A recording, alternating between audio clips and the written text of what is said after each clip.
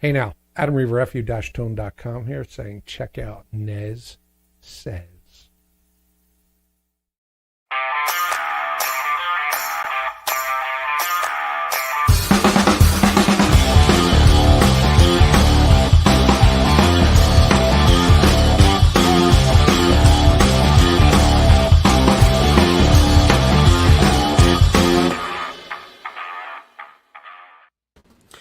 Happy Thursday, everybody.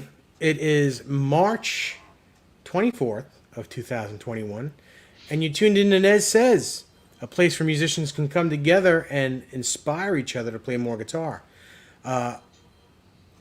We got a great show tonight. It's going to be so much fun. This next guy that we have up here tonight, I've known since maybe 1993. But before we introduce him, Ben, how are you?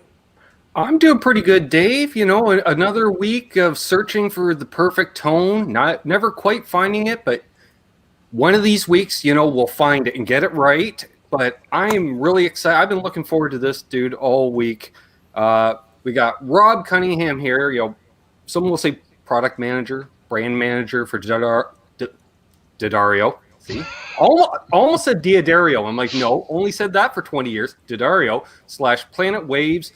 You know, he takes care of this stuff, this, that, the other thing. Chief bottle washer, cool guy. He's got a Marshall in the background, so friend of Dave's, got to be a great guy. And let's do this, you know. What's up, guys? Welcome. Yeah, how are you, Rob? I am doing good. I'm psyched to be here. This is going to be fun. Yeah, it will be. So we right now we have 11 people looking at us. If you haven't said hello yet, please say hello. Dan of New Jersey, the Clon Wars. How are you guys? Welcome to the Clon Wars. Music Therapy Laz. Nice. Very nice. Did you get a Clon yet, Dave? I've had one, and I sold it for tons of money. Yeah. It's so crazy what they're going for. Yeah. I think I sold one in 2014 or 15 for, I think, $2,000, something like that. Oh God! What are they now? Like $5,000, something like that. More than that. The gold one is. The golds reaching 10,000 or close to it. 5,000 for a silver one. You know, if you got a silver one with a horsey, it's somewhere between that. You got a gold one. I mean, they all have horses, I guess, but they're just ridiculous. And there are so many clones that are just so good. Yep. But people have to have that thing that says Centaur, Clon Centaur on it, and you know, God bless them, but it's all good. Yeah, there's something to it. I was always like a Tube Screamer guy, and then then I went on the Clon kick, right? So yeah. Now I got the Archer. The Archer's pretty good. Nice. Oh, the Clon Wars, my buddy Devin. Our buddy Devin. That's Devin, yes. That's Devin. Hey, what's going on? We've had many Clon shootouts in this room right here. Nice. How many do you have? I don't have. I just have clones. Devin actually has a real one. Mm-hmm. That we kind of did with the A and B and going back and forth, and yeah a lot of them pretty close. I think my favorite, well, gee, I don't think I have a favorite. They all sound good. I was thinking the Dude, but that's not a Clon. That's not a Clon, right? That's a Dumble. Yeah. Yeah, I don't think I have a Clon on here. We got really close with the Archer with the original diodes. They changed the diodes. Right. The early ones had like the diode, the correct the more one. expensive, rarer diode. Right. Yeah. And, the Archer, that's probably my favorite one because it's such a small footprint. It's built like a brick shithouse, Dude, and it you sounds great. You could kill somebody with those things. Yeah. Thomas Santiago's here. David Shar is here. Welcome. All right, so Rob, I've known you since what, 1993? That's when we first met. Sam Ash years, right? Yeah. I know I used to sit in the corner when you guys had that big rack. It's like near as you come into the guitar department, and you had a big rack just over to the right if you're going in, and I'd grab either a 7-string or even a Clapton Strat or something. And I remember you'd plug me in, and I'd be quiet, you know, just sit there for a couple hours and not bother anyone. And I'd always say, "Am I bothering you guys?" No, it's cool. We don't even know you're here. And it was so cool because, you know, we're the same age now, but, you know, well, we were always the same age. I was about to say, Are you But back then, sorry, I'm so sorry. It was like, Dave, you're a true guitar player. After counting to 4, that's it, right? That's it. 1 to 4, repeat. Love you.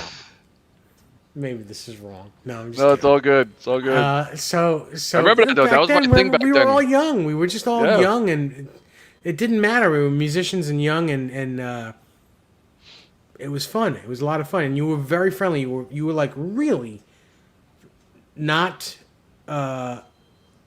like a normal music retail dick. You know, you were really a nice guy. And you're one of the reasons why I became a music retailer, because I thought, well, you know what? You can be nice. You can be and, nice. and let people buy what they want to buy and not pressure them, you know, and give them good advice. So I think I was the only guy in the store there that understood rack. That was my thing, the rack gear. Mhm. That was the era of the big racks. Oh yeah. And anytime someone came in for like a rack sale, they were like, "Yeah, just talk to that guy." And it's a good thing. It's very cool. But let's go back to when you were young Cunningham. Young Cunningham, all right. Where did music start for you? What Kiss. And how Had that to be happen? Kiss. It had to How be did Kiss. that happen? The Who older brought- older brought kids Kiss on to my you? block. There were older kids that lived up the block, and we were like, you know, typical, like, I literally went from like riding bicycle up and down the block to the older kid took me in the house and played a Kiss record, and it was like, there it is. Next thing you know, I had remember the big poster of Ace Frehley with the guitar smoking? Oh yeah. That was like on my wall within that week, and that was it. I was a huge Kiss fan. But that didn't make me pick up guitar, actually, to be honest with you. That just kind of got me into music. Mm-hmm. But then it was Zeppelin 4 that made me want to pick up a guitar. Great record. So, in what year did you discover Led Zeppelin 4? I think I was in 6th grade, so what would that have been? Whatever year that was. Late 70s, I guess. Early, had to be 79, 78, somewhere around there. Uh-huh.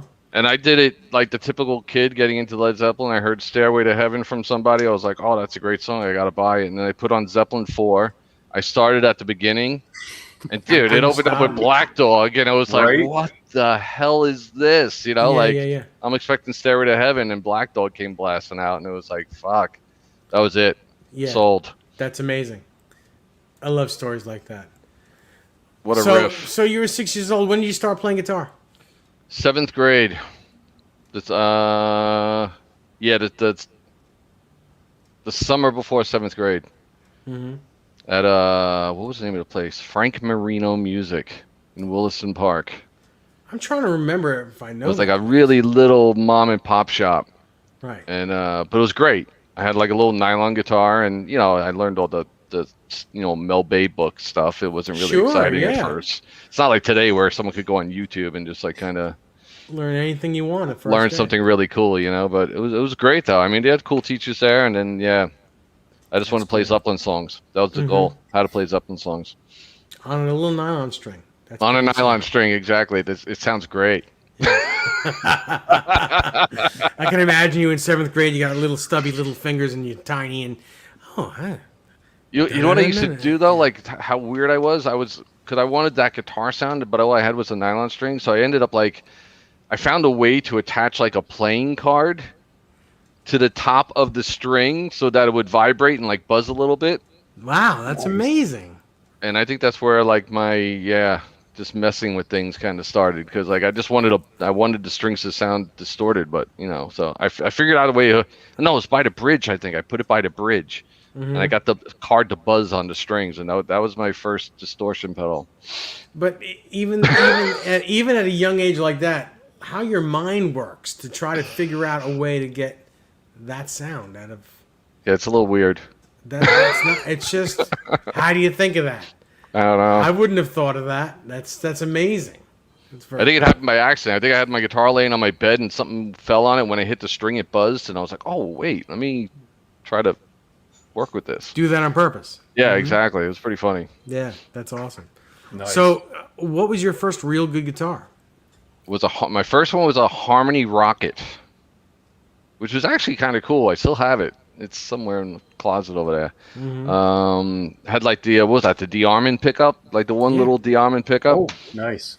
Yeah, it was actually a pretty cool guitar. I mean, it wasn't one that you could really be blasting Zeppelin on or anything, but it worked. I could plug it into remember like the old stereos that had the big console stereos, the monstrous things that had Yeah, like sure. the input, and I would Yeah. play through that, and that was like my first amp. Ah, that's crazy. But it was cool. And then what I got after that? I think that I had that up until my first real guitar. I worked all summer, and I got a BC Rich Mockingbird, BC Rich Mockingbird. like a Very real cool. BC Rich when it was Like like a USA one? yeah, like Bernie Rico. Yeah, Oh, wow. Holy crap. yeah. Yeah, do you still have that? I still have that, but That's amazing. dude, but it is the one regret of my life, guitar wise. Yeah. I put a Kaler on it. Oh.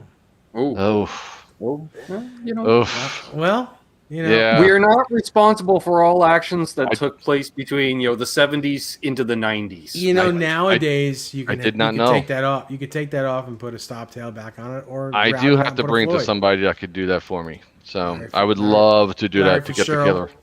Kaler. Larry Fitzgerald.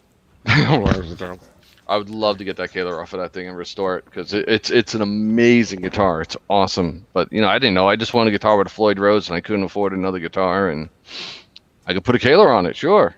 Mm-hmm. Yeah, back then you didn't know the difference between a Kaler and Floyd. It was just It was a bar. a locking thing. It stayed in tune. Oh, Yeah. great! It stays in tune like the other one. Okay, great. I'll take this one. Yeah. Bad idea. And then you can't keep it in tune. and the Kaler wasn't even really like a Floyd Rose. Like I don't know. No, it wasn't the same thing at all. It's more The like feel- a Bigsby like feel, Right, Like with yes. the rollers, and you can't do dive bombs and stuff with a Kaler. It just No, doesn't work. no, you need one of these. Yeah. Anyway, but An old yeah, Kramer. You can get the. You can. We'll talk about this guitar a little later on. Yeah, we gotta trade some guitars. Show some Yeah, guitars. yeah. There'll be some fun stuff tonight. Definitely.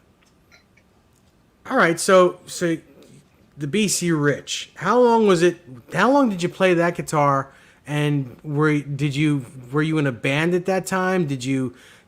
How long after that you got that guitar? Did you say, you know what, I want to play with a bunch of guys, maybe do a garage thing or something? Oh my god, I played that guitar forever. Like all through high school. Past high school, I think. And that was like my first band, like high school band, battle bands kind of stuff. Started playing clubs. Remember what was that one club? Freeport. Right Track In. Remember the right track in. Yeah, That's it. yeah. I think that was like remember. my first club gig at the Right Track Oh, In. you're lucky, because when I was 14 and 15, I tried to get my band in there, and they wouldn't have it. They wouldn't have it. I was like, but I'm David Nesdahl. It was it was a dump, but it was cool. I mean, whatever. It was a Yeah, it club was very gig. cool. No, it was very cool. I loved being in there, just watching the bands. I thought it was one of the coolest times of my life, being that young and in a club. Yeah, so Very that was cool. fun. So yeah, but I played that one forever, and then I think the next guitar I got was a Les Paul, which I had to get for my Jimmy Page thing again. Now, what kind of Les Paul did you have? A regular standard. Cherry Sunburst? Cherry Sunburst. I still have that. It's somewhere around here. I'll have to get it later. Yeah, very cool. Yeah. Yeah, it's amazing that you still have these things. It sounds like a long time ago. And what kind of amps were you playing through back then? Oh God, it was like one of those PVs with the white stripes down the side. Oh, yeah. Oh, It yeah, was- like a Bandit 65 or Renown or something like that. Renown, I think it was. It had tubes. I remember it had tubes. Okay. There's 2 speakers. But yeah, it wasn't the greatest sounding amp. It was okay. Clean, it sounded great, but distorted, it was just Oh, not, yeah. not Yeah, they happening. didn't have it together. They didn't have it together yet. I mean, distortion didn't really happen until the JCM 800s. Yeah, exactly. Those Marshalls were just amazing. I still They need still an are. 800. I do not have an 800. I always wanted one. Huh. I need one. I'll find you one. I have a 900, which I have a killer sounding 900. I know everyone makes fun of those amps. Not everyone. There is love for them. There is a niche. I remember it was funny. I watched 2 live streams back to back in 2 days. One live stream was just slagging them to death, and the other one they were like, "No, they're not bad." I can't remember. There was a handful of guys that used them, on the pro level. And if you're fans of those bands, you got to have a 900. Mine sounds killer. And then this one over here. Wait, which way am I going? This way. That guy. Yeah. That's a sleeper, man. The DSL 50. Oh yeah. Yeah. Total Especially sleeper in the Marshall lower line. volumes. Lower Yeah. volumes, it sounds great. Yeah. You I mean, can it's make a them- good sounding amp to begin with. I didn't like the TSLs. I didn't like those. Yeah, I never tried one of those. Triple that super thing. leads. That thing sounds incredible. It's awesome. You can really get a good sound out of that. That's really cool. And then my latest acquisition is the Friedman over there. Ooh. Which one is that? That is Can't the BE50 Deluxe. Oh, how is nice. that? Dude, Yeah. it's ridiculous. Yeah. Totally we're- ridiculous. We're very friendly with David Friedman. We've had him on here, and we had his partner on here. We've had both parts of Tone Talk on here. Yep. David's a great guy. His everything he makes is great. His amps, his guitars, his pedals. It's all just amazing stuff. Yep. Amazing amp. Yeah. So where'd you get that? Did you get that on the island? I got that. What is that? Pyramax? How do you say it?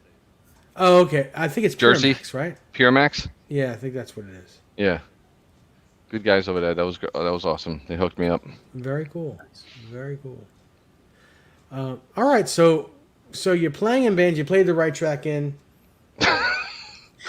The right track. You played the right track You in. have to laugh at that. You But did. It was fun. Well, back then you don't laugh at it because it's your first gig, really. It's Yeah. amazing, pretty amazing. You're a popular guy, Dave. That's my wife. But she knows. She I was going to say, she knows that when I'm we're on live, here. Dave. She's in Texas. God bless her soul. Anyway, I tell you what. Do you have any questions, Ben? Real quick.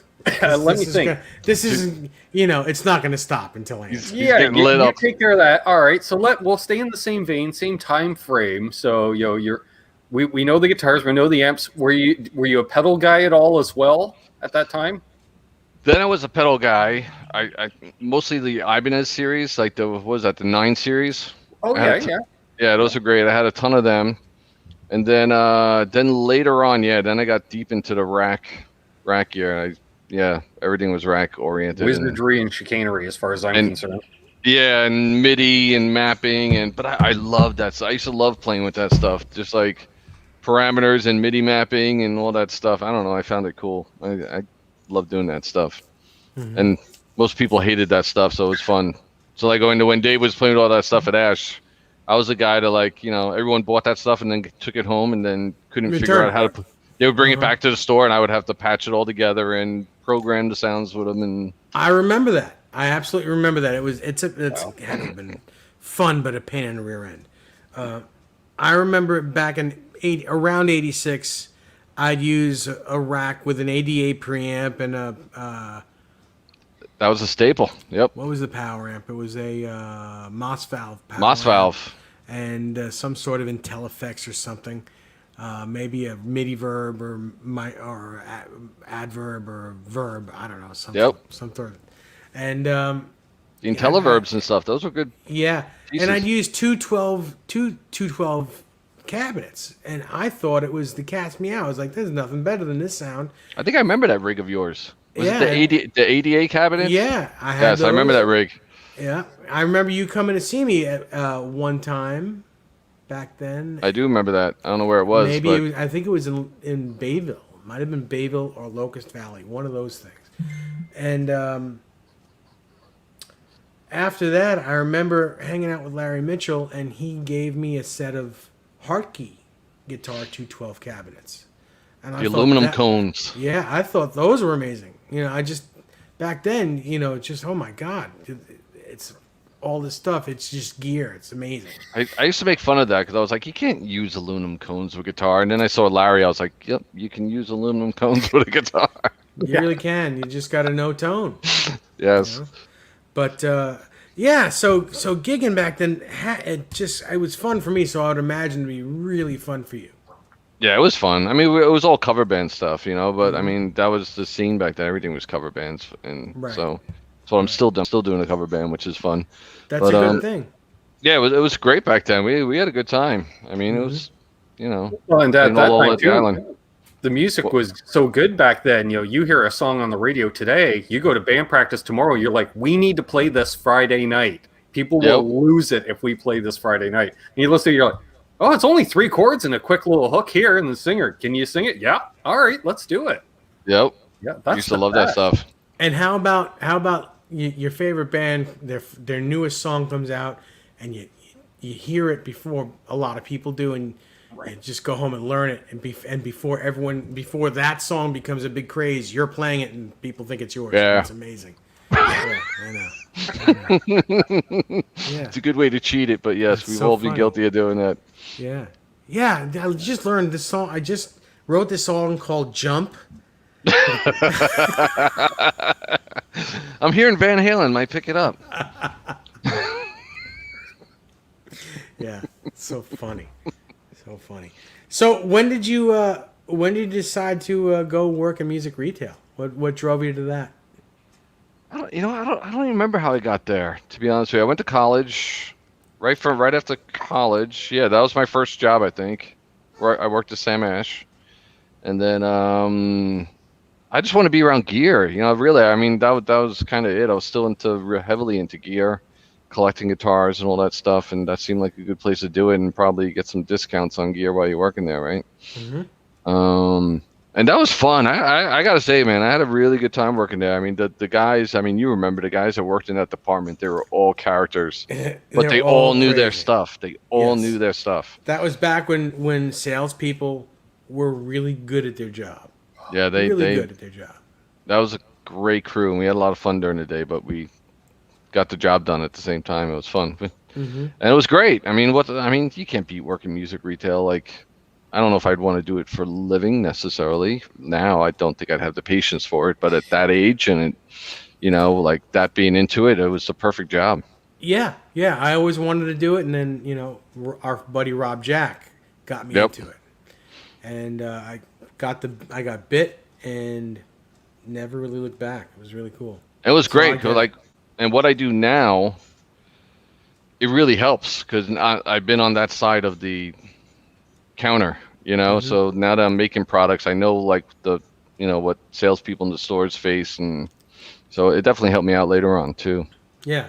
So how long did you work for Sam Ash? I think I would say 5 years. And from there you went to Samson? From there, I think I went direct. I had a small job in between, and then I went to D'Addario. Okay. I pretty much went from Sam Ash to over to D'Addario. Nice. So let's talk about that. So you started D'Addario, and what did you do? I was in sales, which was fun, but I got to give it to sales guys, man. That's a tiring gig. I mean, you're on the phone all day. It's not just the 9 to 5. It's not just the 9 to 5. No, you got to think about stuff. You got to think about stuff on your time off, and what am I going to do tomorrow? How am I going to make money tomorrow? What am I going to do? There's a lot of It's a tough gig. So I did that for I think 5 years, and then it was funny because there was a guy there that was running the accessories department, but he wasn't a guitar player. And I was in sales, and whenever he played around with something, he would always like kind of just bring it over to me and be like, "Hey, what do you think of this?" And I'd play with it and give him some ideas, or just give him my comments on it and stuff like that. And this probably went on for like a year or so. And then it was actually funny. So then it's a Friday afternoon, and I get called to the vice president's office. And I swear to God, I thought I was getting fired. Because I was tired of being in sales. I wasn't, not that I wasn't doing bad, but I wasn't definitely wasn't at the peak of my performance. I was kind of getting tired. You put the brakes on a little bit. Yeah. Yeah, exactly. And then I went in there, and he was like, "Yeah, Monday morning you're working directly for Jim D'Addario in product development." And I was like, really? You go from sales to the working directly for the owner and CEO of the company. Wow. So Yeah, it's amazing. it was pretty cool. But I mean, it was amazing. I mean, the stuff that I learned from that guy is unbelievable. He's a genius. So what does that job entail? That I mean, it started out really basic. I mean, just doing like projects that he was working on, and I was just doing the grunt work and doing the research and just doing basic testing on stuff. And then it just grew over the years, getting more and more involved as he taught me stuff and as I learned more, But yeah, he was, I mean, really like genius level dude. Learned so much working with him. It was great. It's amazing. Wow. That's cool. I think I can say every guitar player has at least one D'Addario accessory. You have to. Yeah. If not the strings, then I mean, everyone has like, think about just that little pro winder with the clipper. Forget about it. Yep. Exactly. Sorry about that, guys. We sell so many of those things. It is ridiculous. And a simple device, but they don't wear out. Exactly. And it's just the perfect thing, and that's really just something that was invented out of a need, right? He saw that you needed a winder, you needed a string clipper every time you change your strings. Why not put them together? Mm-hmm. Exactly. I'll be right back, guys. Give me 1 second. Yeah, go ahead. One product off the top of my head. I love a buddy of mine swears by it, and he literally takes it out to guitar shops when he goes, is your guitar strap with the locking mechanism built into it. That's super easy, and I looked at it. I was kind of skeptical because just at first glance from a few feet away, I'm like, what is that? Just a little plastic clip? I'm like, that's going to last half an hour, especially with me because I'm a slut. And I look at it, and I was like, oh, all right. So that's like, oh, that's machined. I'm like, damn, okay. I'm like, this is some nice little science in there. And then the fact that you can use it on not only your regular standard triangular, we'll call it, strap button on a Fender or a Gibson. Oh, that guy's got Dunlop strap locks buttons on it. Doesn't matter. Clips onto those, fine too. It literally fits everything except a PRS. Those PRS has those big, big, big round ones. That's actually a big. Not throwing a PRS. I'll say that. You can't say that. I'll say that. Dave's not here, so That's actually a bass ferrule, a bass string ferrule. That's what they use for a strap pin. Okay. But that's why it's huge. Did you see the new one, the auto lock? Yes. With the little round spring clip. That's the latest version of it. Yes, I just recently, I believe I saw that in a recent email. Yeah, it functions unbelievable. It goes on a guitar in like 1 second and comes off in like it's just super easy. Right. And it is great. I mean, because everyone's dropped a guitar in their day. That's everyone. Yeah. Everyone has had a guitar fall off their strap. Is that a Chihuahua? Yes, it is. She was. I have a Chihuahua too. She was whimpering on the bed, and I was like, "Oh boy, she can't jump off the bed." So I had to go get her. This is Snickers. Snickers. Yeah, and my black lab is down there. She's Brandy. Snickers looks a lot more mellower than my Chihuahua. Mine likes to bark a lot. Yeah, this one's a mellow one. She only barks when someone's at the front door. Mine's a terror. Or if you say, "Come in."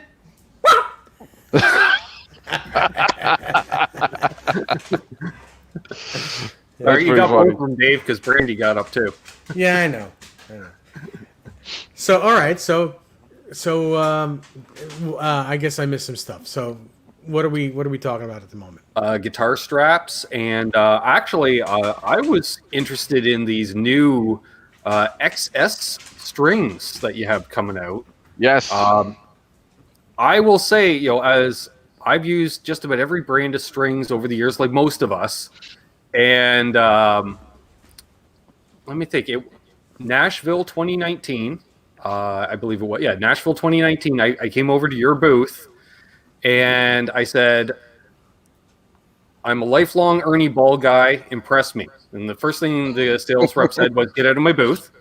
And which I laughed because I'm like, good, because I threw out the joke. He came back at me. He goes, okay. And he says, have you heard of these? And these were the XT strings. And I Right. said, I am not aware of this chicanery. He said, gave me a pack. He says, will you try them out? I said, yeah, I'll take them home. I'll make a video on them, demo video, which I must say, very successful on the channel. Thank you very much. Because I put it right away. And instead of lasting, my only hassle with D'Addario strings was they lasted 80% as long as Ernie balls for me, and I'm cheap. But then I put these XTs on, and they were on my main guitar that I use for demos and stuff, and they stayed on for the better part of a year. And I went, the XTs are great. I was like, what? How? And so those blew me out of the water. I was like 10 times the string life. Perfect. So tell me about these XS strings. So the basic difference is the XT is a treatment that we put on the string, on the wrap wire, and it prevents corrosion and everything else. The new XS is actually a film that wraps around the string, and then it basically gets like shrinked onto the string. So it's just two different ways of doing it. The XS will last even longer. Really? Yeah. They last a long time. It's crazy. Is that what you're using? I like the XTs, to be honest with you. I'm curious. I do have the that. XSs on my acoustic. Mm-hmm. I'm curious. One thing I did, because I have a bad history of coated strings, is I like to do pick slides.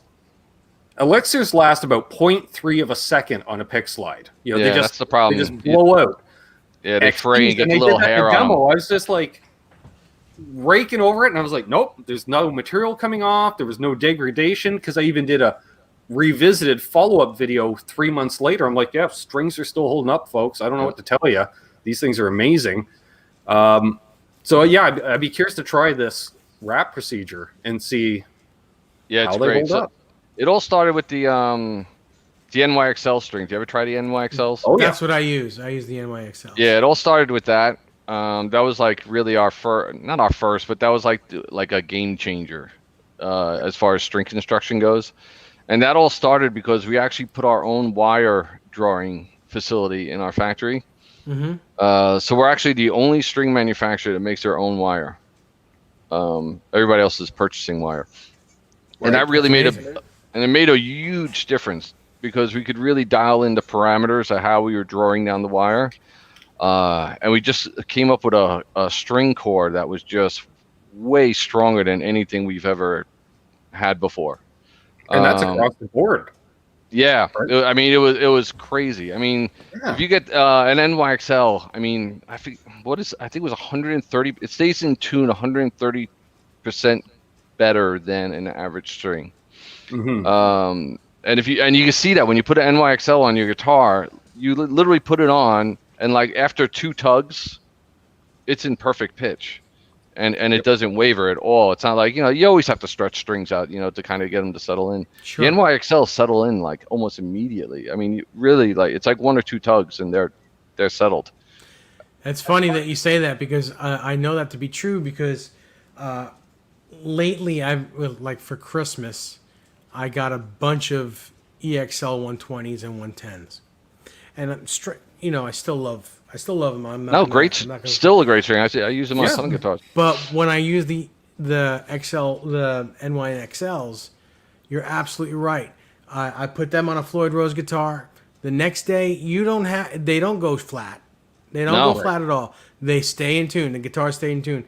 But I'm trying to use whatever I have left here of the EXLs. So I put a set on that red Kramer you just saw yesterday, and stretched them like crazy and played the guitar. Today, those strings went down a whole half step across the board. I was like, wow, what a difference. Just what a difference. They feel great. And they will get to the point where they stay in tune. It's just it's just that you have to stretch them, a little more. And those are the strings I swear by on all my stainless fret guitars. Just because I got a monkey grip. I find, I'm into that metallergy. I'm like, they do wear on my nickel frets a little more, but I'm also the guy that has to specifically shave down the G string nut slot. Otherwise, I pull the strings out of tune constantly. So, right. But on the stainless, and I was like, wow, okay. And they last. Yeah. Yeah, They really do. and a regular guitar, regular I just mean like your average, before NYXL. If you take a string and bend it, say 2 whole steps, that's a big bend, right? But That is a big bend. people do it. Yep. Most strings are usually at that point, they're at like 90% of their break strength. So you're right on the cusp of pushing a string towards the breaking It point. used to be you couldn't do those bends half the time. Right. With the NYXL, when you do that, you're just under 75% of the break strength. Right. Well, that's cool. And the flatter the radius on your guitar, the easier it is to make that bend. To make that bend, right? Because you can do it. You're not going to fret out. You just go. But yeah, so that was a major improvement. So after we started drawing our own wire, and then we came out with the NYXL, then we took that technology and we just kept advancing it. So the XT strings is using the core wire from the NYXLs, Right. and then using the wrap wire of the regular XLs, Right. And then it has that treatment on top of it. So it's kind of a hybrid of NYXL and that's XL. the other thing, steel core for that stability, but the outer coating being nickel, softer metal. Yeah. Yep. That's the combo. And then I got a special order them around here because I'm in small town Ontario. They carry the acoustic ones. Everybody carries the acoustic ones. The electric ones got a special order them in. Right. And now the XSs that are just coming out. We're only coming out with those. Are only coming out for acoustic strings. Right. Off the bat. There will be electrics eventually. But that's just So right now I'm using the XTs on my electrics, and I'm using the XSs on my acoustic. Nice. So what are the main guitars you're using lately? My Gibson Gold Top, which I'll show you. Hang up. Yeah, man, those XT strings. Slick.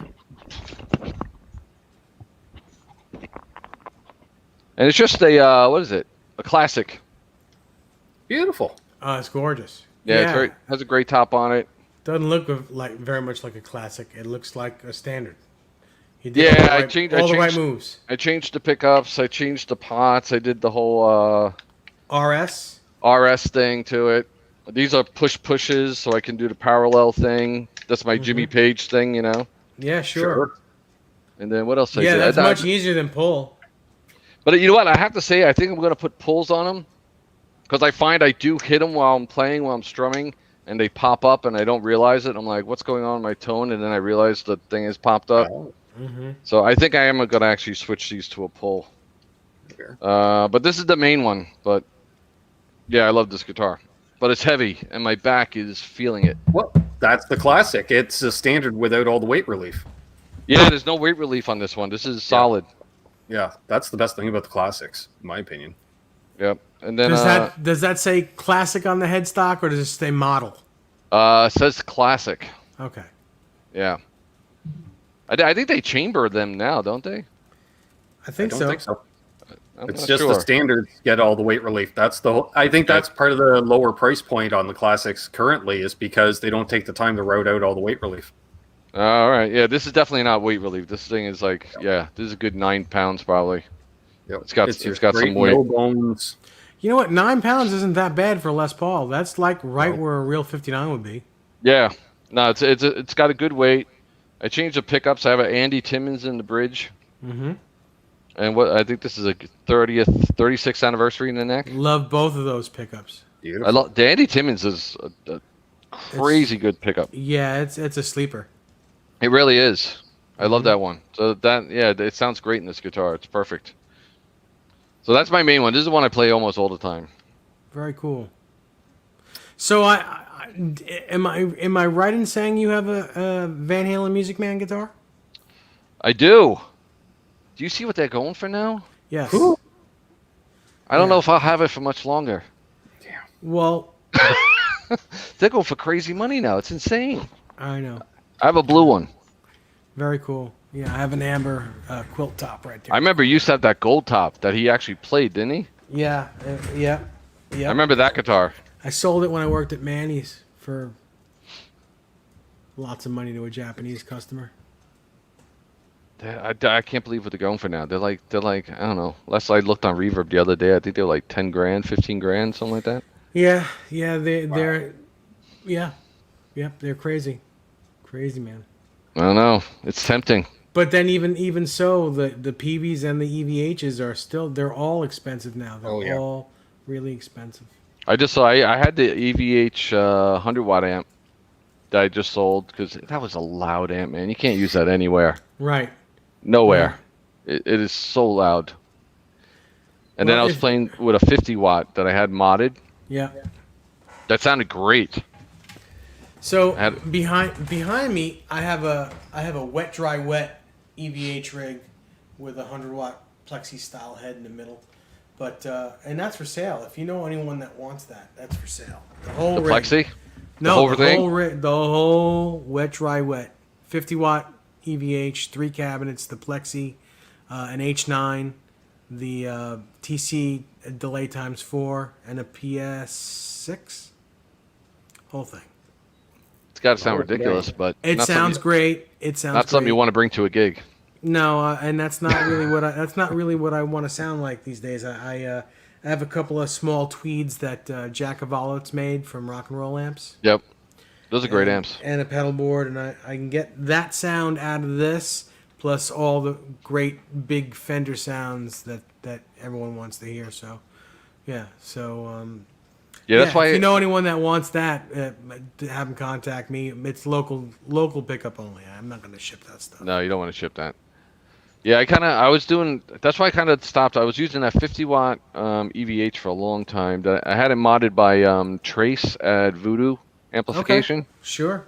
Did an amazing job on it. It sounds great, but it was just it had so much gain. That, Yeah, too much. Even at low, even when you had the gain on low, it's just too much. It's too gritty. And it didn't clean up. Like when you lowered your volume, it didn't clean up nicely. I think it just had too much gain to really clean up. I think the mid range is also in the wrong spot. Yes, it is. It definitely is. So that's why I definitely wanted to go more martially, like 800 modded 800. So that's why I ended up at the BE. Right. Nice. Well, that's probably the best version of any Marshall Plexi or an 800 or whatever. It's even got a little more push to it, but it's not unpleasant. It's really And you know what's good. crazy? It has a ton of gain. It has it's not nowhere near the gain of an EVH. In fact, I know everyone talks about that head in like a high gain format. I really don't think it's high gain. It's just like a modded Plexi, a modded 800 kind of. Sure. But it's so clear that you don't really notice all the gain that you have on your guitar because you hear every note. Like it's pretty ridiculous. Yeah. You hear everything. We got a bunch of people joined in here, Dave. We got Say hello Janice to people. and Hello, Janice. Rory on behalf of Boner Jams, Bent Tom, Fruitcake Tony.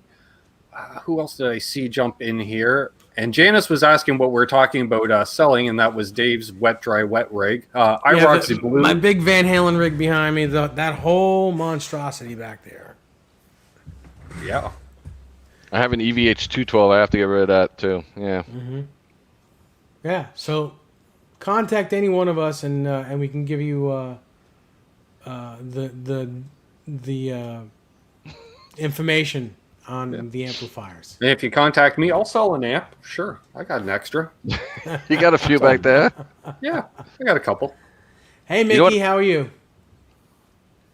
So if anyone has any questions for Rob, please ask away. I don't think anything is off limits, especially this time of year. I don't think they have anything that's hush-hush just yet. So No, nothing crazy. We covered everything. I got the lowdown from one of my buddies that owns a chain of music stores here. I was in his shop a couple weeks ago, I guess now, and he was giving me the kind of the 411 on stuff, and I was like, okay, and that's why it's like, he's like, you heard about these XS strings? I'm like, no.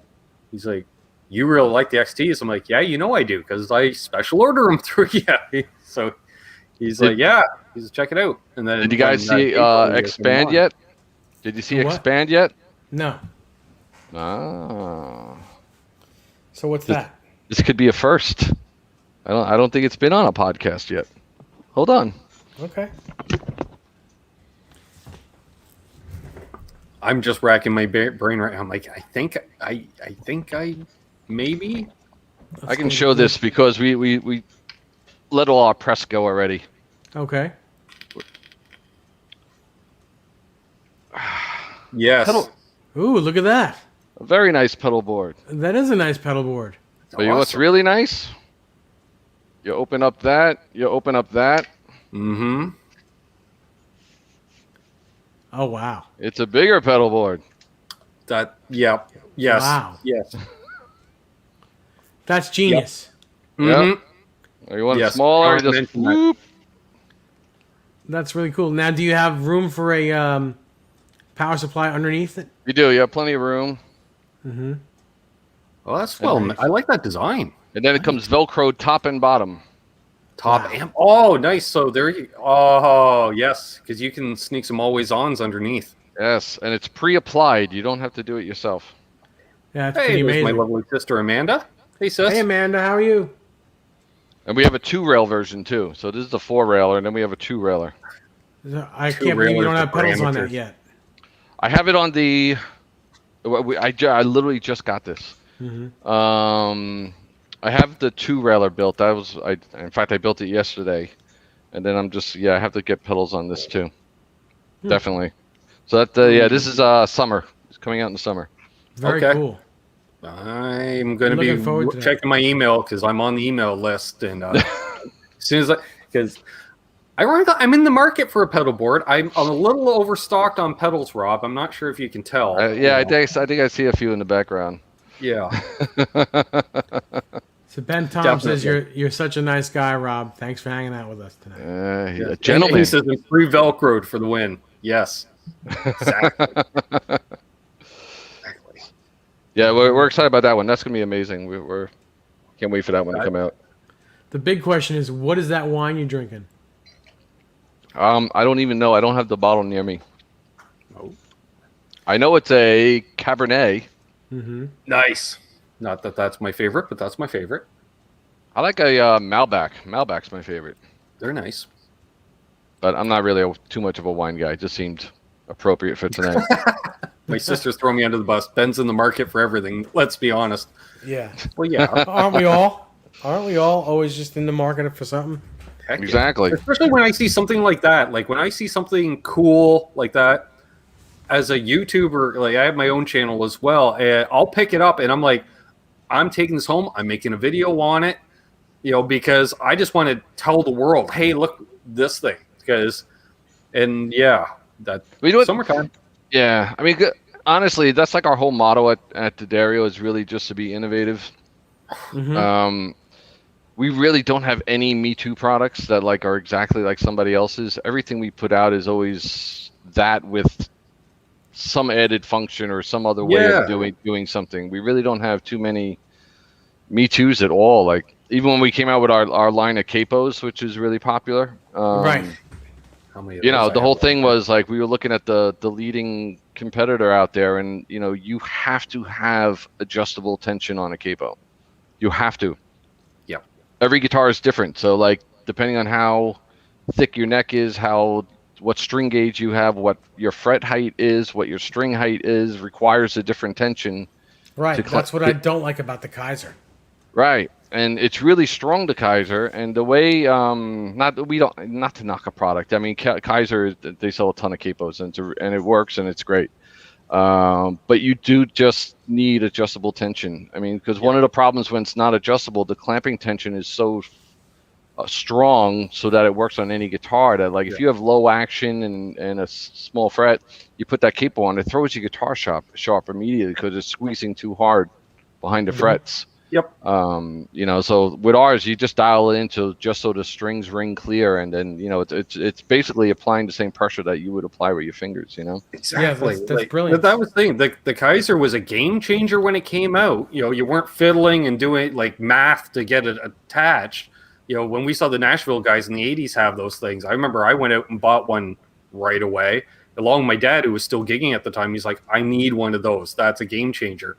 But that was the problem. Usually your low E is going to be pulled sharp because all the tension was right on the corner. And that was designed, say, in the 80s. Yours, Oh, it's great. You can record with yours. Yeah, exactly. Not be a hassle. Well, I mean, you can record with a Kaiser too, but you got to retune after you put the capo on, which Exactly. can be a drag. You just want to put a capo on, you want to play. Yeah, or do as little tuning as possible. 'Cause, I mean, Right, nothing, exactly. nothing. I don't care whose company it is. Nothing is going to be exact. So there's always going to be a little fine tuning, but not terribly. We got this new one, the Capo Pro, which I don't know if you guys can see this little guy here. Hang on. Wait, Let me get this on you. Oh yeah. Oh, there this it is. guy. So this is we developed a new pad here. It's called Flex Fit. Yep. So you can see it's like kind of really squishy. Mm-hmm.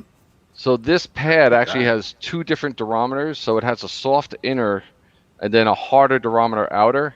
So this will actually mold to the radius of your fretboard Right. and actually mold to the thickness of the string. Right. So That's amazing. and then so then even if you over apply tension, this pad will actually just keep kind of morphing and gelling around the string so that you really can't even throw your guitar sharp. Even if you try. It's guitar player proof. Perfect. It really That's is. It's pretty dummy proof. It's amazing. This just came out. Unfortunately, this came out like right when COVID hit. Uh-huh. And unfortunately, it didn't get a ton of attention. So we're kind of restarting the marketing on this guy. So my Now that you- favorite, real quick, my favorite 4 words that come out of your mouth is, "We got this new." Like, we got this Right. new, and I'm like, huh? You know, right. yeah. We have a lot of new stuff. We're pent up. Did you see our new pedal tuner? No. What? We have a new one. I feel Another like one that talking came out right as COVID hit. We got this new. We got this new. Well- This guy. Oh, look at that. Oh yeah. Yeah. So this So- one's great. What do Can you you got? see it during the day outside? You can. It's bright. It's really bright. I don't have a battery in this one, so I can't show you how bright it is, but it's bright. This also has. We have one already that looks like it's a silver. Uh-huh. So this one has a buffer in it, like a really good buffer. And I literally made went into because we make the American Stage cables right in the factory in Farmingdale. So I went on the factory floor and literally made a 120-foot cable. And then I plugged this in with a 10-foot cable, and this made a 120-foot cable sound like a 10-foot cable. That's amazing. Yeah, it's wild. And then the other thing that we did, which is pretty, we looked at everyone's pedal boards, and we saw that a lot of people were putting like little digital clocks on their pedal board, right, to time their sets. Sure. So we figured we have a screen, we have numbers on the screen, so we put a countdown timer in here. Oh wow. Wow. So if you know you have 45 minutes to do a set, you can hit the button over here till you ramp up 45 minutes on the screen. And then when you're not tuning, it has a little countdown timer that goes. And then when it hits 5 minutes, like a couple of red LEDs start going to give you like a 5-minute warning. Yeah. That's beyond. Yeah, because I'm just thinking like I can have that on my board. The singer can still keep an eye on things as well. Exactly. And then when it finally expires, all the red LEDs on it, like totally the whole screen just starts flashing at you. But that was another thing.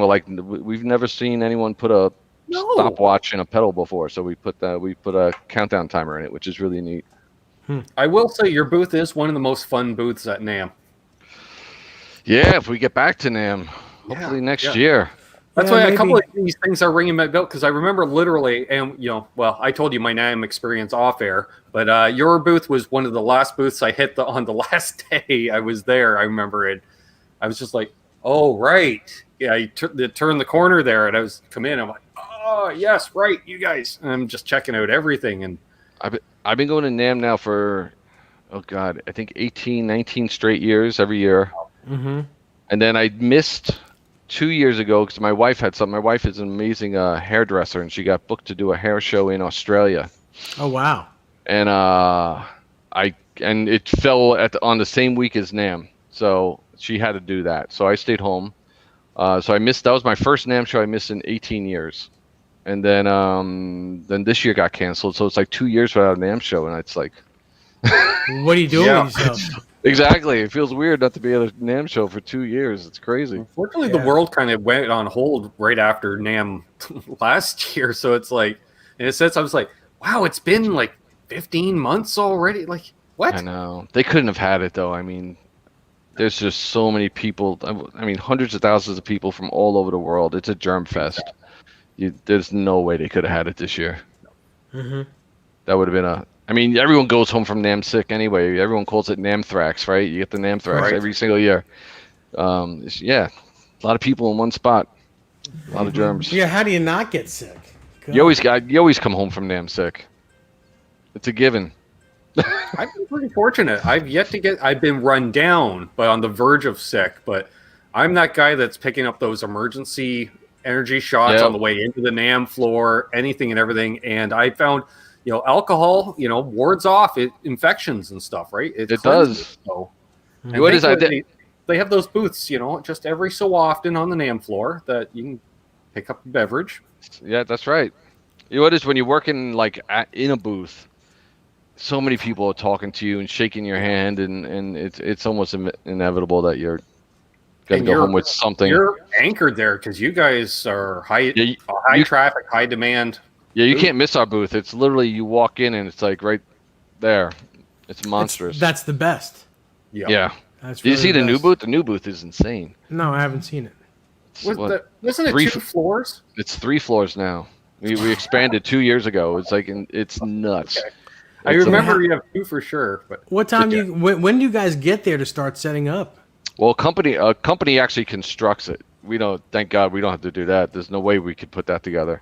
They put it up and then we just decorate it when we get there. We usually get there like the Wednesday before NAMM, Right. The Mhm. Tuesday or Wednesday before, and we just have to decorate it, get all the product on the wall, and usually the booth is kind of standing there when we walk in. That's pretty amazing. it is. Yeah. amazing. Real quick, my wife Desiree has been texting me. She's in Texas right now with her dad.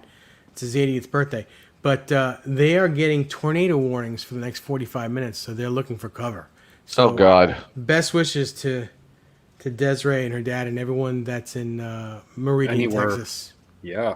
Yeah, Just what they need. pretty crazy. Yeah, Texas just had that. They just went through. That was only like last month or whatever with the storms and the electric and Yeah, and the ice cold weather. It's pretty crazy. that's crazy. All right, hope she's safe. Mm-hmm. Yeah, thank you. Yeah, well, she's not watching this now, but she'll hear about it. Anyway, so yeah, NAMM. Let's see, what Do you actually get to go out on the NAM floor at all, or are you pretty much just booked solid with meetings? A lot of meetings, but I'm on the floor a lot. I'm like the video guy. Oh. Whenever all the magazines or whatever come around, YouTubers and all that stuff, I'm usually the guy on camera for the accessories. I'll look so I for do- you I do a next ton- NAM show, Rob. All right, done deal. We'll do it. So I do a lot of that, and then it's usually just meetings. But it's crazy. I mean, the NAMM show is nuts. When when you're a manufacturer and that just for staying in a booth and working a booth, it's pretty crazy. Yeah, it's got to be. That's just the unpacking itself and packing. Yeah, that's the packing is the worst because you're just shot from the show, and then you got to pack up a booth afterwards. That's just the It's worst. like you played 12 sets and you still have to tear down at the end of the night. Exactly. But it's always a good time. So many cool people, and half the time it's the people that you only see once a year, so Right. Yeah, It's it's a- a good get together. It's a good hang. it is a good hang if you pace yourself. Now, I've never been to the one in Anaheim, but I've been to the one in Tennessee. So I know it's a lot smaller, but I Way understand. smaller, yeah. Yeah, and Anaheim at the, is At the time, I was on crutches, so it was real tough to get around. oof. Yeah, you don't want to do an Anaheim NAMM show on crutches. Right. Pretty crazy. Yeah, I don't know if you could do Anaheim on crutches. Like, You definitely wouldn't want to. no. No. Hey, Dave, you want to see my latest guitar? I got a new one. Yes, please.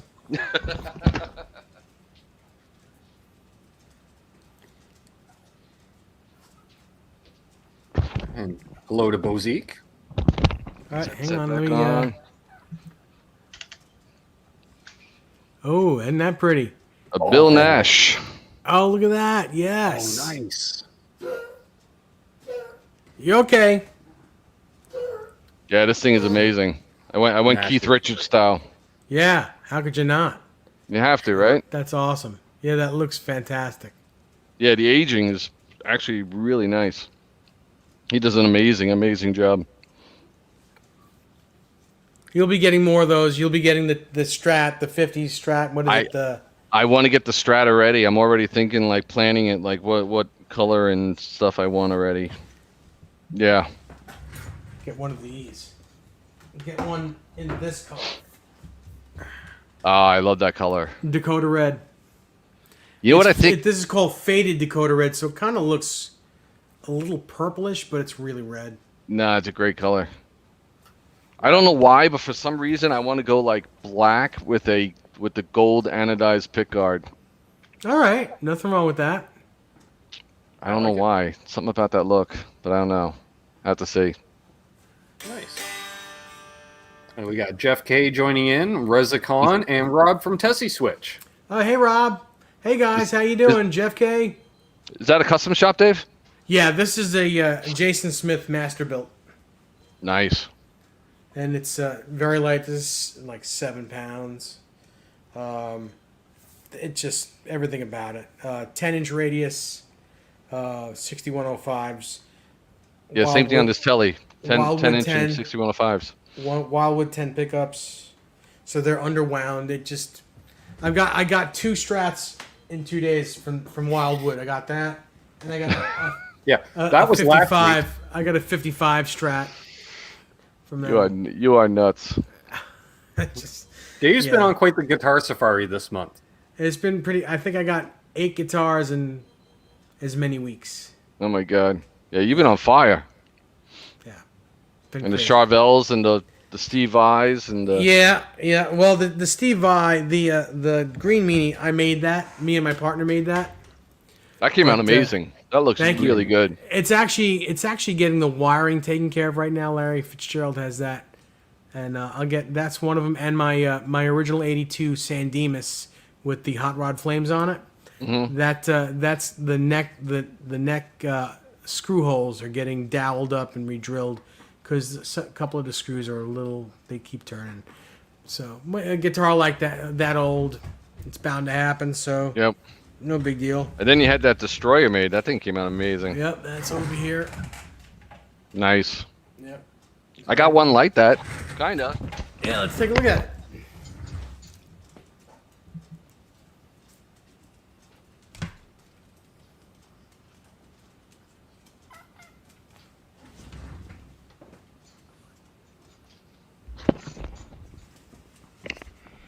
This is my 76.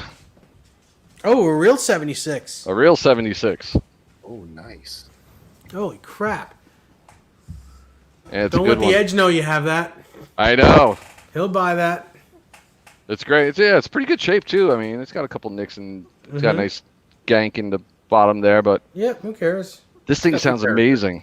I bet it does. Truly amazing. The pickups are they're the tarbacks, Mm-hmm. but they're really clear. Great recording guitar. Oh, I'd love to see that. You can never play it at a club though. I mean, this is definitely not a small stage guitar. No, and really can't do weddings and club dates with it either. No, Weddings you and can club dates. once. No. it's not Yeah. quite the look for that. No, but great guitar.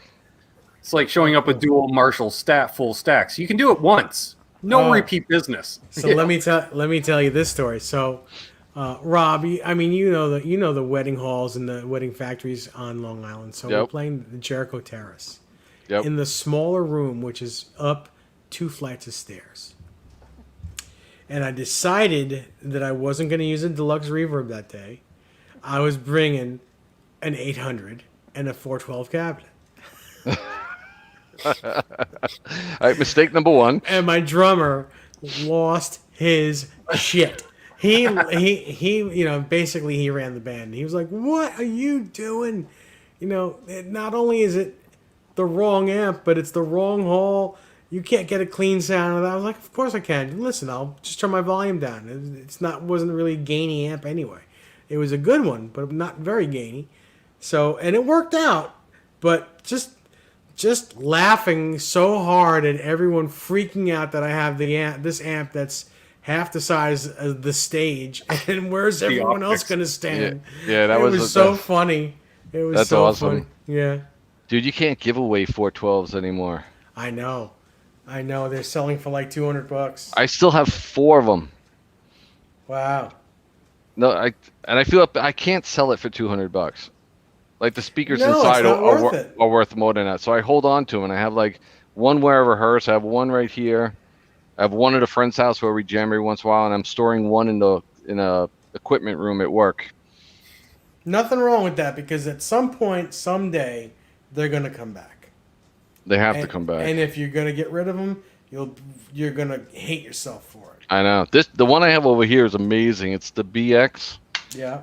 And I replaced the bottom 2 greenbacks with a vintage 30, so it's a blend. Mm-hmm. And yeah, it's a killer sounding cabinet. That's a good mix, those 2 speakers. Very cool. Very cool. Kind of Friedman thing, right? I think that's what he does in all his Yeah, cabs. Friedman's into that. Pete Thorne loves that setup too. Yep. You know that. Tessie Swish says he just sent his Wolfgang in to be refinished. Very cool. Who's doing the work for you, Tessie? Hey, Reza. Please tell us it's not polka dots. Only I have polka dot guitars here. Yeah, maybe the guy could refinish my Mockingbird. Yeah. Get the Why not? Kaler off it. if it's who I think it is, CHS Custom. Yeah, absolutely. Craig. Yep. Craig Stoffko at CHS Custom. He's up in Kent, New York. His paint jobs are second to none. He's What the problem is with my Mockingbird though, it's like the natural wood finish. So I think it's but he's that good. He could probably find a take that grain thing that'll off there and find the grain that works with it and route out perfectly and make it almost look like it was never done. I would love that. I have to do Yeah, that. he's really I good have with the his bridge hands. and everything. I kept the original bridge, so I have it. Beautiful. But yeah, every time I look at that guitar, it's like, and I see the Kaler on it, it's like, what did I do? I know. We got Paul Paul Fuchs in says here. he's waiting on a Baja Baja. Telly. Yeah, Baja Telly. They're nice. Very cool. Very cool. Oh, okay. So Yeah. Tessie's going with a fabric overlay. Fabric. cool. I'm just gonna put this down. Be right back. You got it. That'll have to be the only that's got to be the only fabric Wolfgang out there.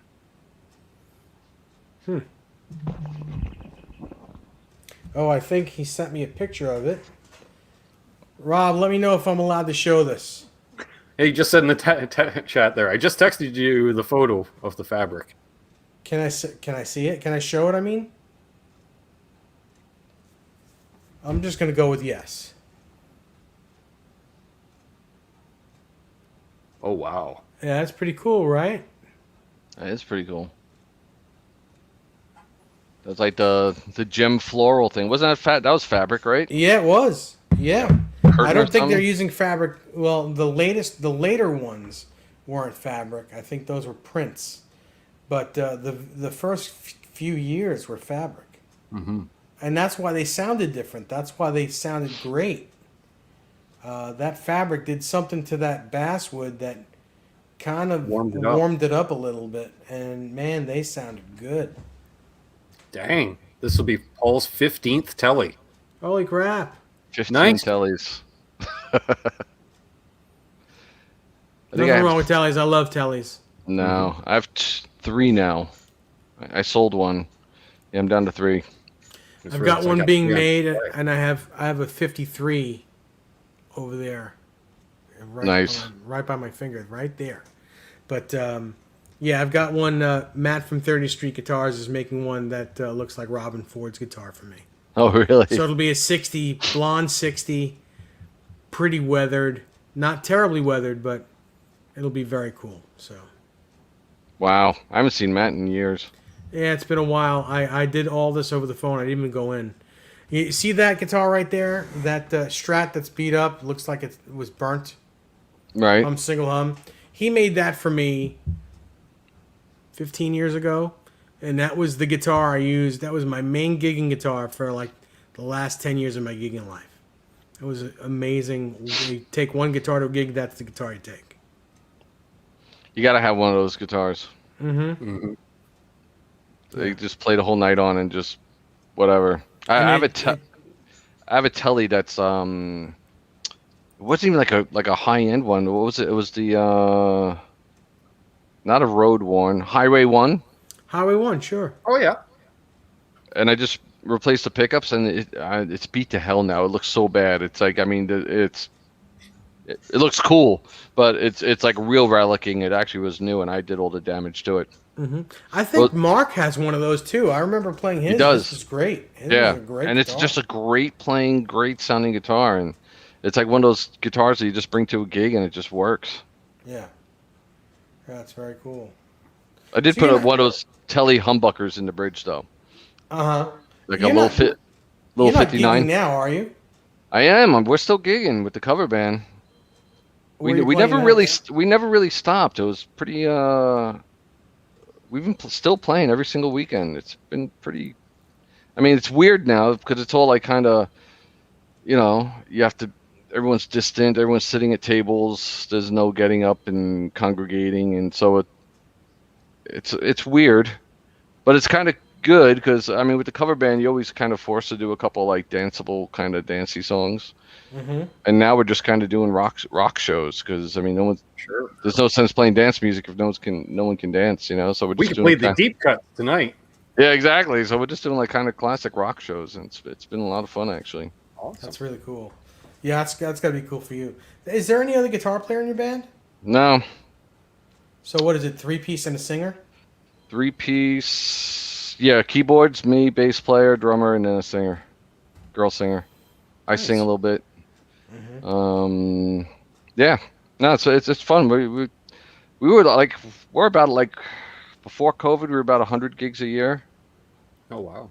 So it was going pretty good. Then last year we only did about 50 gigs, which is still a lot by most standards, but not for us. And then Yeah, right. and then since it's been picking up, we've had a gig every weekend. We have 2 this weekend. Where are you this weekend? Friday we're at G's, Club G's in West Hempstead, and then Saturday night we're doing acoustic at the local. Nothing wrong with that. Yeah, Very cool. Very cool. but hopefully it comes back to normal. This whole COVID thing's been depressing, hasn't it, man? Oh, God. Mhm. I know. You know, I got my first shot on Saturday. Oh, did you? Good for And you. I hung out with Mark all day. I told you that story offline. When I got home, immediately I had 100.5 fever.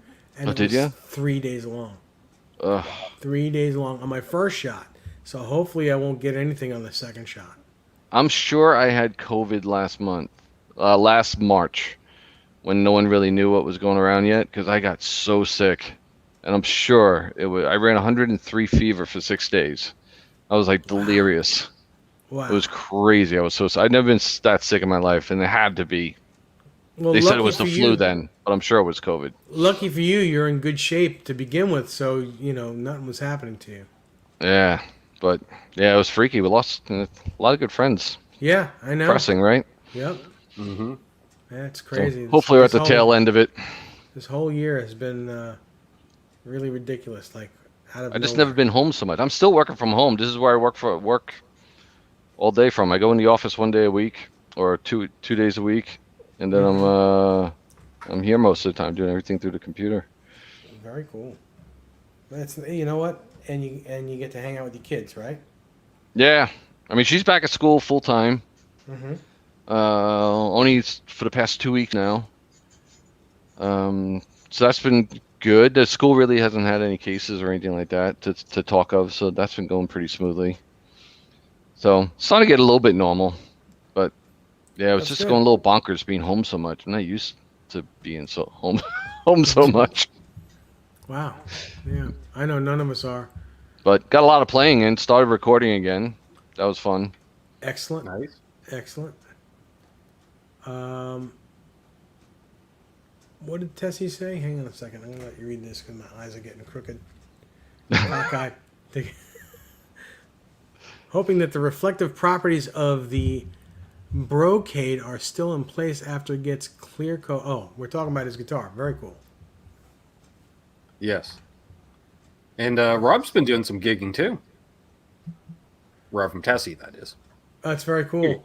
Boy, Yeah, I wish I apparently was if you're gigging Rob, again. you get the gig. Apparently, That's Yeah. it. I need to change my name. I was going to form a band last April. That didn't work out too well. So Call Rob.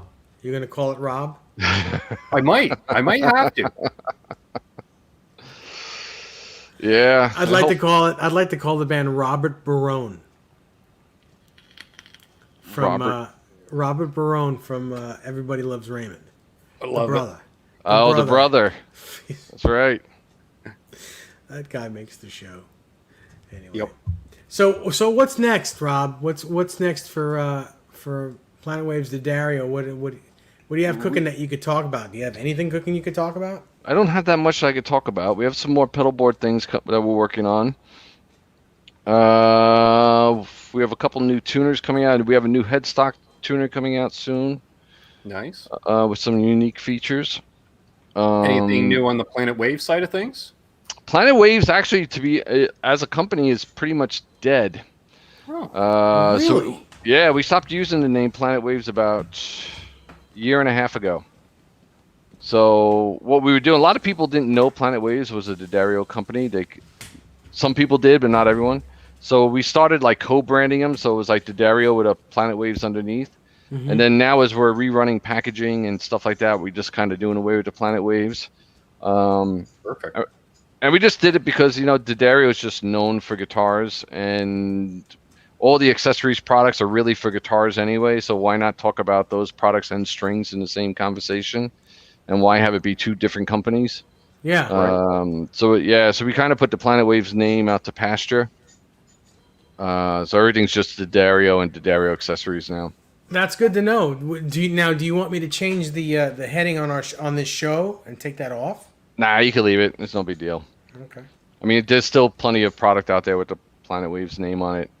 But yeah, so we just decided to go all D'Addario. And it's been working out great because, I mean, I don't think there's a music store you can go into where people don't know the D'Addario name. Mm-hmm. Easy to find too. That's the nice Yeah. thing. You do Oh, you're very not kidding. uniform branding on the packaging that I can go. There's that red section over there. Yeah. Perfect. And you know what's crazy? I mean, if you go back in the D'Addario history, their family, which is pretty amazing, their family goes back, I think, to the 1700s making strings. Wow. No kidding. Yeah, in Italy, for using gut to make, lute strings and violin strings and stuff like that. I had no idea. Really had no idea.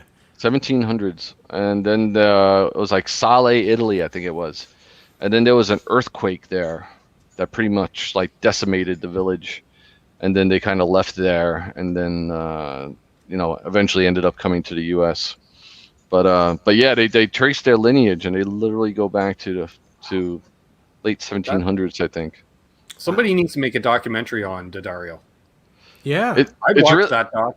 It's really interesting. We do have a book that kind of goes back and goes through the whole history of the company, but it's just amazing that their lineage goes back that far. It's incredible. Now that book, is that like a big coffee table book? Yeah, I don't know if you could actually get it anywhere. We kind of made it at the company and like to give people, but I'll have to dig one up. I'll give it to you, Dave, and you can check it out. I'd love to even just show it on a future show. Yeah, all right, no problem. I'll get you one just so you can peruse. Great. But the history is amazing. I remember the days of going to D'Addario, needing a few boxes of strings, and just being able to go there and hang out with you guys for even, like I'd see you, or I see Loebmeyer, and it'd be like, oh my God, my buddies, this isn't just this is hanging out with my buddies for a minute. Yeah. And it was a cool hang, even though it wasn't for very long because you guys were always busy, but it was a cool hang going there. Now, you've seen the factory, right? No, I've never been in the factory. Oh, you never been in? All right. No. You have to see that one day. The other amazing thing is like every single string winder. It's a whole floor of a factory of string winders. It's hundreds of machines. Mm-hmm. Every single one of them was designed and built in house. Wow. So it's all our own technology. It's not like one string winder where we go to a company and buy a string winder and start making strings on it. Everything's been pretty much designed by Jim D'Addario, the early machines. And And how then does over that the happen? years, I think he was just that kid that took apart the family TV set. Yeah, bought And himself a couple lathes and made machines out of them. yeah, and just and just dug in and learned how everything worked and figured it all out. So It's every string. That's why no one really has our technology, because everything's built in house and no one outside the factory walls is seeing how we do it. Because it's not like you can just go buy that machine that we make our strings on. It's very true, and I would imagine that you wouldn't want to have where people can go and tour the factory. I guess you just don't want to. It's like Yeah, still a we have secret. we have given tours, but we don't let people take photographs or like close up video or anything like that. So we have given tours, and we've even gone to the part where we have tons of things in our machines that are actually like patentable. Mm-hmm. And we purposely don't patent it, because once you patent something, it becomes public record. Right. And then people know how you did it, right? So we have all these things that we're doing that no one else is doing, and we purposely don't patent it so that it doesn't get outside our walls. Wow, that's great. Great idea. Never thought of that. Yeah. But That's one of the great things about this industry in general is it's still very grassroots. With a handful of companies that have grown to that monolithic corporation, and that's only more because it's been resold so many times. But walk around that NAMM floor, chances are, as often as not, those booths, the guy's name up there, the guy is in the booth. And we still have, like say, these legacy companies. Jim might not be there shaking everybody's hand, but we know his stamp is on everything. Oh, his stamp is on everything. It's incredible. And everyone thinks the music industry is really like so large, and it's a small community. I mean, everybody in the music industry, product-wise, manufacturing-wise, knows everybody. It's a pretty small industry comparatively to other industries, Yeah. But it's fun. That's what's great about NAMM. You get to see everyone, and for the most part, everyone's pretty cool, company to company. Yeah, absolutely. It's not like really animosity because you're a competitor or something like that. No, I mean you do what you got to do, but you're not enemies, of course not. I think everyone feeds off each other, right? If someone does something cool that inspires you to all right, we gotta top that, Mm-hmm. and you just kind of feed off each other in a good way, not I agree with you. That's really cool. So tell us about the pedals on your board. What are you running? I have a ton of pedals, but none of them are ever on. Only just because the cover band thing, you got to cover a lot of ground. Yep. And honestly, the only pedal that's always on is the Strymon Timeline.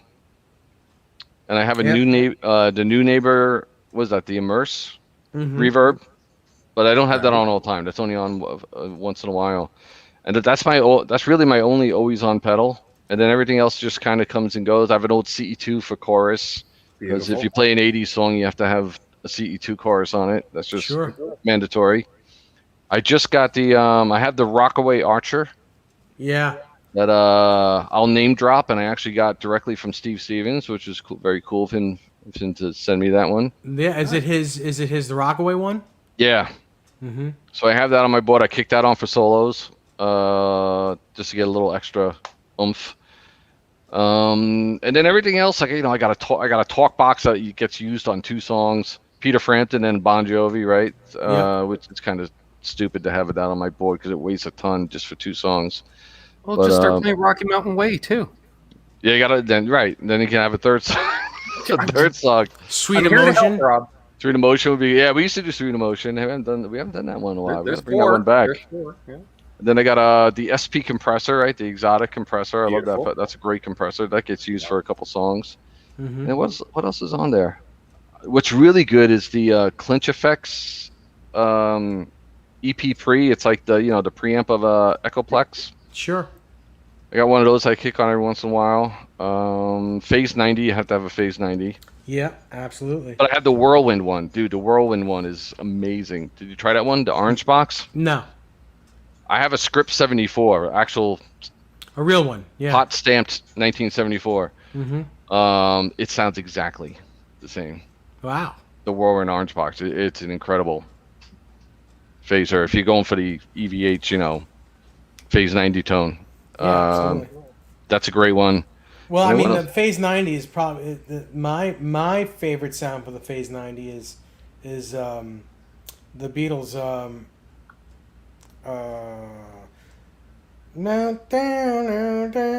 Something. Yeah. Yep. Something is just that's that Phase 90 sound for me.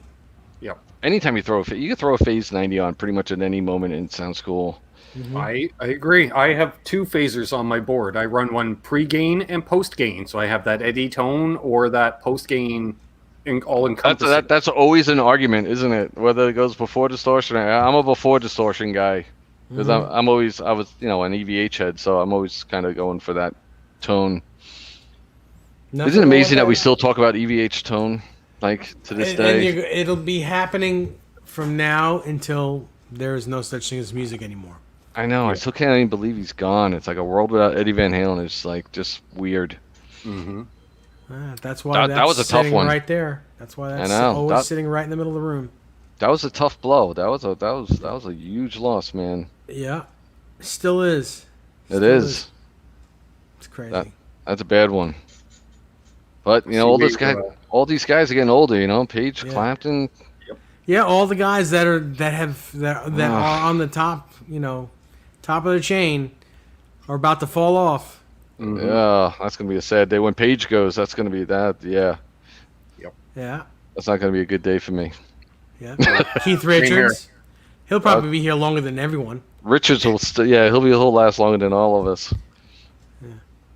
Pretty crazy. See, we got Desiree in the chat. Hey, honey, I guess I told everyone to wish you good luck. What's happening over there in Texas? Hopefully she can get in a basement or something. Yeah. It's probably gone by now. Whatever warning is probably gone. If she's on the computer here, she's That's gotta be scary. Like especially all those guys that like Oklahoma and like Tornado Alley. Mm-hmm. Why do you live there? Well, I've been to Texas quite a few times since I've known Desiree, since we've been together, and it is quite an amazing place. Yeah, you're. Oh, she says we're holding in a closet. Well, hiding in a closet. Jesus. Well, please God. be careful, babe. It's gorgeous. It's hot as hell. It's 115 degrees in September and October. Texas I love, but like that one alley in like Oklahoma that gets hit all the time. Mm-hmm. Like that's like you gotta move. I love Texas, especially Austin. I love Austin. She says that Texas is in Tornado Alley. It's scary as hell. I guess it is. That is scary. I would not want to have to deal with that all the time. Yeah. Worrying about that. That's scary stuff. Well, the problem is, it's not a problem, but we may be moving back down there once I'm all healed up. We got a couple places that we're looking at, but it may be Texas, actually. And you know what? Being 50 plus years old this year, cold weather and my bones don't mix. Mm-hmm. I'm in pain when it's cold. I love sleeping in the cold because you can get under the covers, but if you're cold during the day, I can't come back from that. Can't play guitar, can't move my fingers, nothing. It's terrible. You need some sun. Yeah. Yeah, I'm dying to get back to Austin. I love that town. That's a fun town.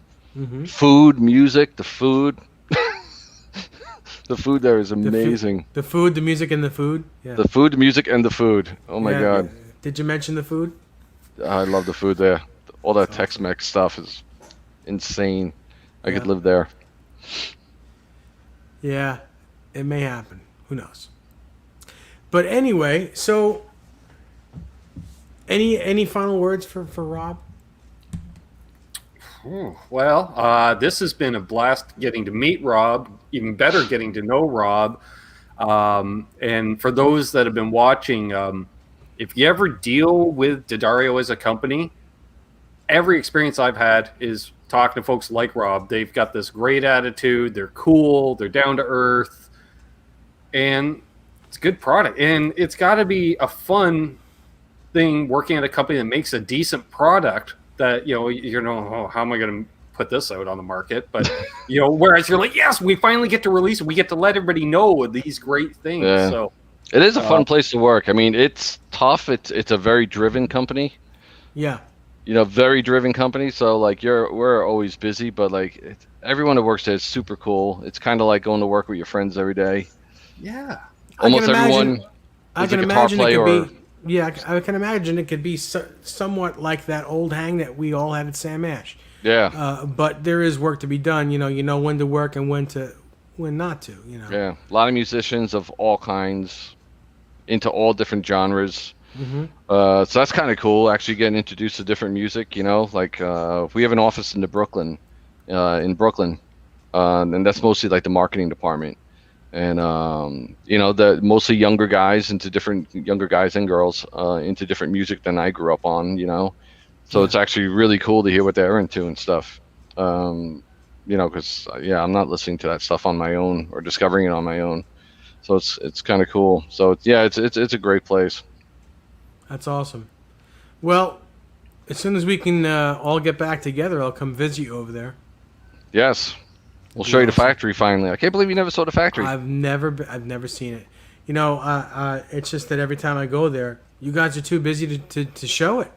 That could be. It's very hard, and I used to go there like during lunch hours, so it was either, hey, I'm on my lunch, or, I am just too busy.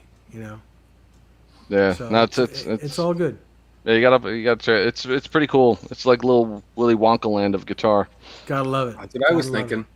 Especially when Jim says, "Hey, look at this."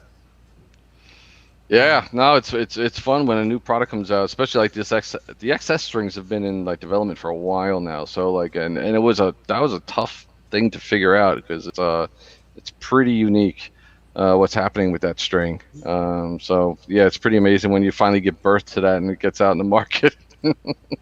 Well, I definitely have to check them out. Being an NYXL guy, I got to check that stuff out. So they're just for acoustic now. But yeah, you put them on your acoustic, and they last and they sound crisp. I mean, like really super crisp, and they last a long time and they don't fray like some other coated strings that use film. You get like those little hairs where you pick all the time. Yeah. Guitar dandruff. Yeah, none of that at all. It's pretty amazing. Wow. Well, Rob, thank you so much for being with us tonight. It's been a long time since you and I got to hang. I know. And it was just a great little hang, and I appreciate you coming on and giving us your time. Ben, thank you so much. It's such a pleasure to have you here as a co-host, and you'll be continuing to do this every week. Tomorrow will be Guitar of the Week. I'm going to Well Strung Guitars tomorrow. I don't know what guitar we'll be showing, but that'll probably be up by the weekend. We're also getting Guitar of the Week number 2 up on the website. It took a little while to get done. I think Ty has it done, and he'll send it to me today or tomorrow. We'll get all that stuff up, and we will all talk to you soon. Rob, stick around with us for just a minute. We'll say goodbye off camera. Everyone in the chat, thanks for joining us, and we will see you all very soon.